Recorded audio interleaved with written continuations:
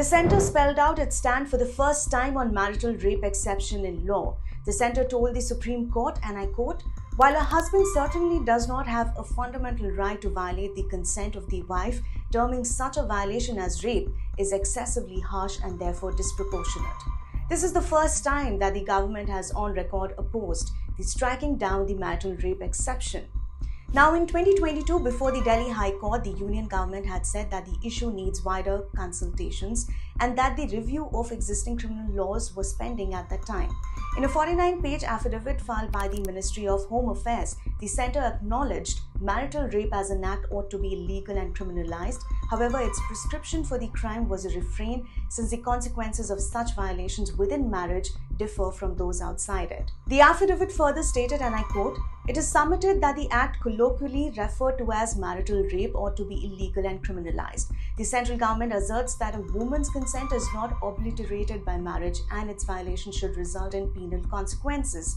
However, the consequences of such violations within marriage differ from those outside it. Parliament has provided different remedies, including criminal law provisions to protect consent within marriage. Sections 354, 354A, 354B, 498A, IPC and the Protection of Women from Domestic Violence Act 2005 ensure serious penal consequences for such violations." The centre's response came in a batch of petitions challenging the marital rape exception in the Penal Code, now the Bharatiya Nyaya Sanhita or BNS. The law that defines rape, Section 63(2) of the BNS and Section 375 of the IPC defines rape and lists 7 notions of consent that, if vitiated, would constitute the offence of rape by a man. However, the provision contains a crucial exemption, and I quote, "Sexual intercourse or sexual acts by a man with his own wife, the wife not being under 18 years of age, is not rape." This exemption essentially allows a marital right to a husband who can, with legal sanction, exercise his right to consensual or non-consensual sex with his wife. Non-consensual acts on a wife, including forced sex, already have penal consequences in Domestic Violence Act 2005 and other provisions of the Penal Code. The centre cited these provisions to argue that treating marital rape as rape may severely impact the conjugal relationship and may lead to serious disturbances in the institution of marriage. The affidavit emphasized that a woman's consent is the same whether she is married or not.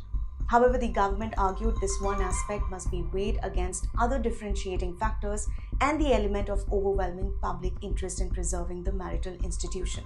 The centre also argued that the petitioners had the misconception and the wrong notion that marriage is only a private institution. It said, and I quote, "This understanding is incorrect, as the marriage in any societal setup also entails numerous social and public aspects, regulation of the said institution of marriage, the codification of certain rights and obligations that are created by virtue of such institution being deeply rooted in the country is the norm across jurisdiction." The affidavit also stated that among the 15 states that responded to the centre's query on whether the marital rape exception must be retained, only Karnataka, Tripura and Delhi opposed the provisions, while Assam, Chhattisgarh, Goa, UP, Gujarat, Madhya Pradesh, Manipur, Uttarakhand and Ladakh were in favour. Even the National Commission for Women was also in favour of retaining the marital rape exception.